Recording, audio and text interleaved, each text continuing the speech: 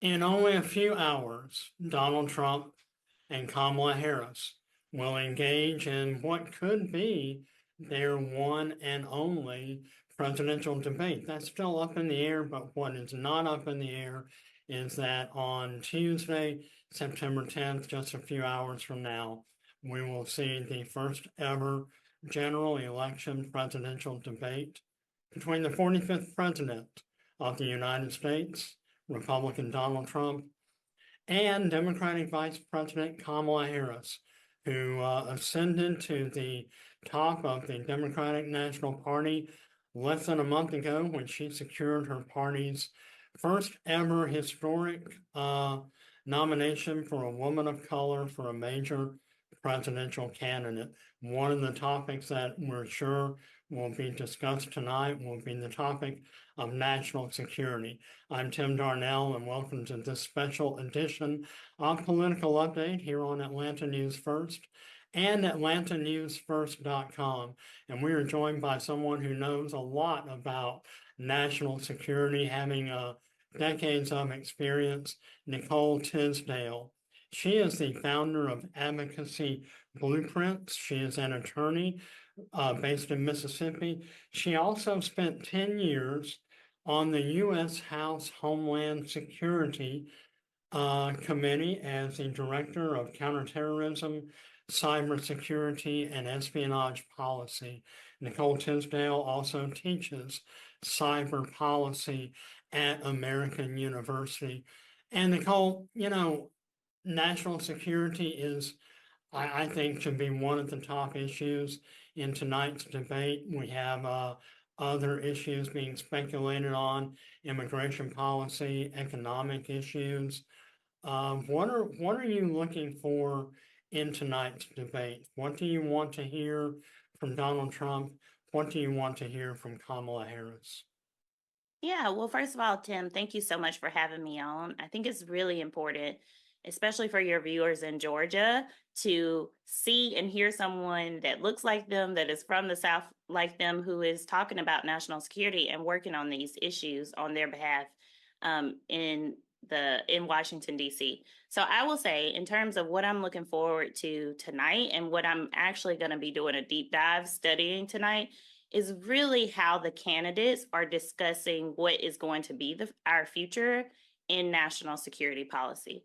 What I hope to see from Harris and what her experience has told us is she's going to have clear, level-headed responses that are going to show that we're going to be responsible partners in national security with policies that keep America first, but also understand that we can't go this alone.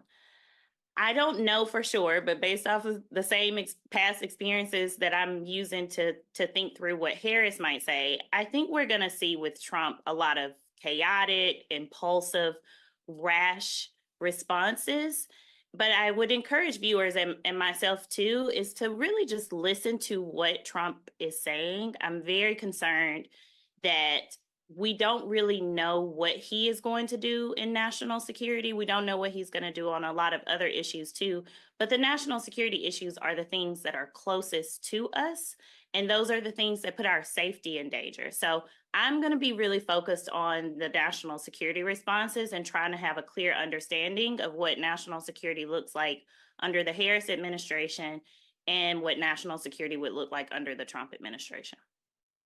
One of the cornerstones of Donald Trump's campaign, not only this year, but the last two elections, has been border security and immigration issues that he has tied to national security issues.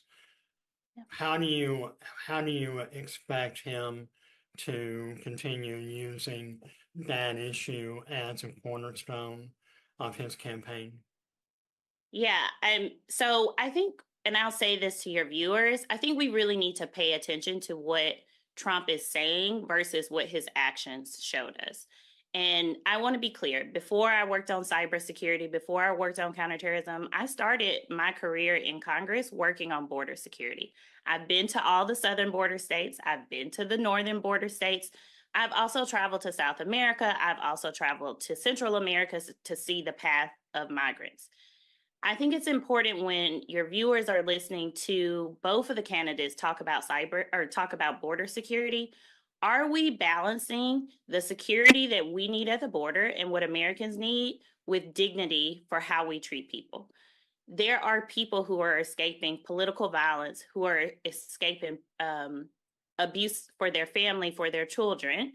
It is possible to uphold the rule of law at the border and treat people with dignity. And I think you're going to see a contrast between Harris and Trump when they talk about that. There's this rhetoric that everybody who shows up at the southern border is a terrorist and here to steal our jobs. And that's really not the case. I think it's really important to recognize that America is a draw. This is a good country. And for people who are escaping violence and gangs, they're not bringing that terror to us. They're trying to come to a safe place. And we can uphold our immigration laws while making it safe for them and not overburdening our communities. So, how should Kamala Harris respond to claims that there have been many tragic crimes, deaths, killings, assaults that have been allegedly committed by people who entered the nation illegally, but most specifically here in Georgia, where we had the slaying of Laken Riley several months ago. There was an undocumented immigrant, Jose Ibarra, who has been charged with that incident. We see a lot of commercials, both from the Trump campaign and organizations that are supporting him. How does Kamala Harris divorce herself from those claims and those facts? Yeah, well, first of all, I don't minimize at all those attacks and those crimes that have happened, but I don't think Vice President Harris needs to divorce herself from that. I think she needs to lean into the fact that she is a prosecutor. She does believe in the rule of law. Though the instances that you reference, justice does need to be served in those issues. She is not, she's been very forward leaning, reminding people, but also showing people that as commander in chief, she is not going to forget her role as a prosecutor and making sure that the people get justice when they need justice. I think the reverse of that is for someone like President Trump, who has a lot of former President Trump, who has a lot of rhetoric, it's the actions. So, what I hope to hear from President Harris or Vice President Harris is what can we do to make sure that those cases that you talked about don't happen repeatedly, but also understanding the crimes that we're referencing, those are not just being committed by immigrants. And when you talk about the alleged numbers and some of the numbers that have been shared by other people, being really clear and direct about what the real numbers are, and then also what the real concerns are and how they will be addressed. So for viewers, it's not enough to just bring up those cases. What are we doing to make sure it doesn't happen again? What are we doing to make sure that those families get justice? And to me, that's the difference between talk and action. And I think Harris has a lot of policy solutions and a lot of actions that she is going to take to enforce rule of law, where the reverse side of that on the Trump campaign, they seem really focused on the rhetoric and getting people angry and getting people upset, but then have no solutions. When Donald Trump was in office for 4 years, from 2017 to 2021, he points to the fact that no Americans were killed, military personnel on foreign soil. He points to lower crime rates, fewer border crossings, and also now looks at the Biden administration. We're all familiar with the heartbreaking, really just tragic withdrawal from Afghanistan, the Afghani people who were, scrambling to get on the last jets leaving the airport in Bagram Air Force Base in Kabul. Donald Trump can also point to the fact that yes, he has some rhetoric, but he also has solutions. How does Kamala Harris respond to that? Yeah. Well, I'll push back on you a little bit, Tim. I don't think that, let's take the Afghanistan withdrawal as an example. That is not a reflection of the Trump administration who has solutions and actions.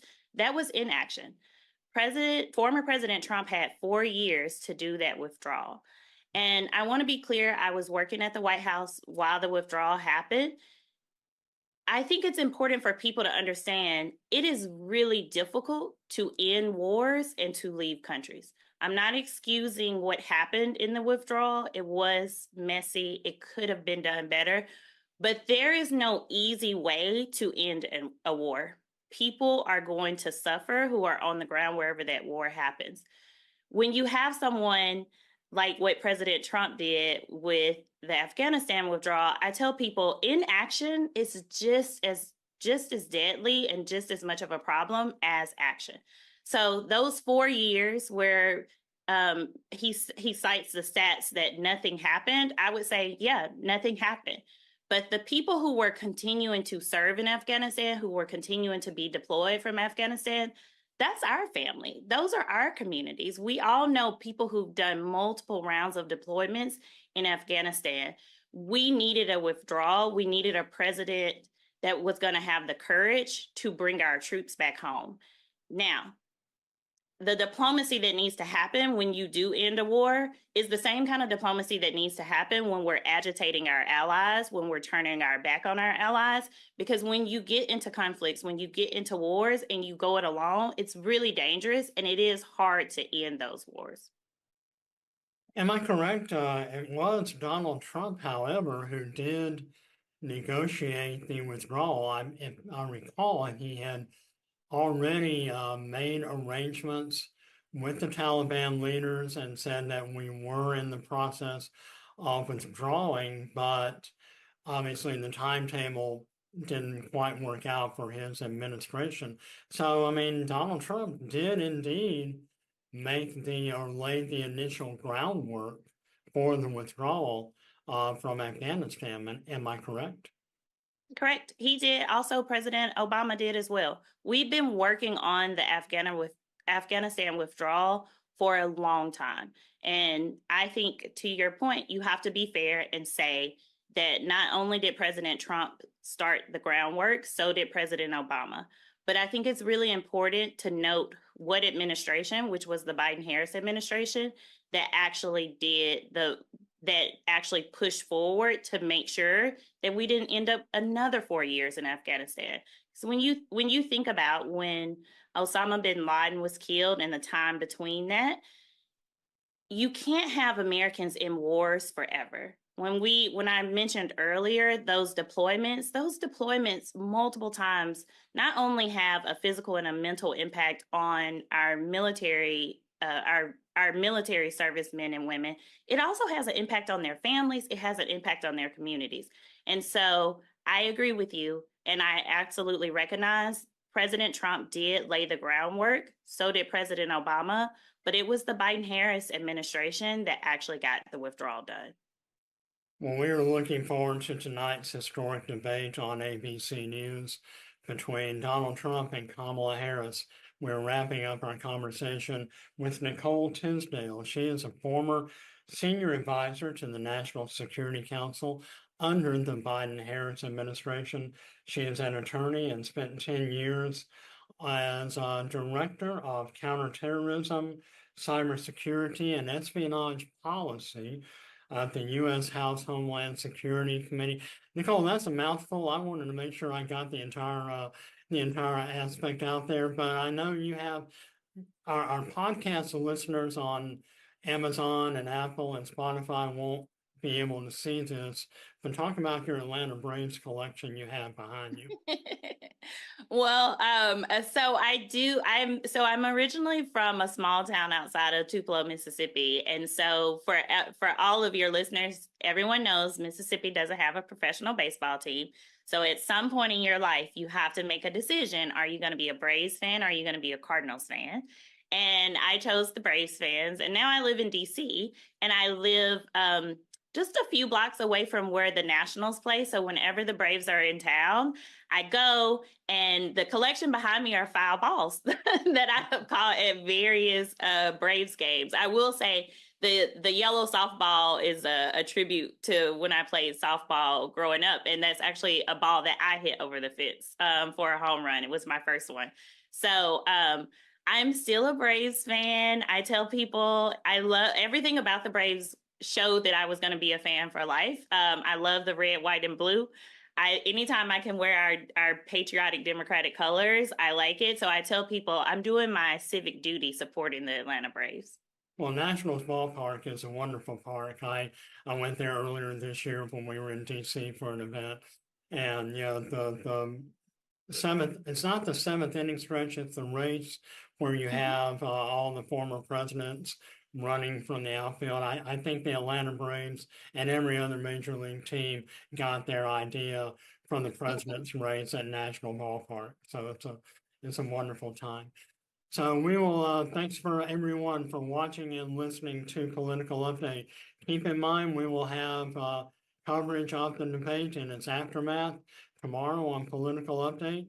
And be sure and stay with Atlanta News First and Political Update for all of the latest breaking news in one of the most crucial battleground states in the nation, that being the state of Georgia, as we are only days away from the historic 2024 presidential election.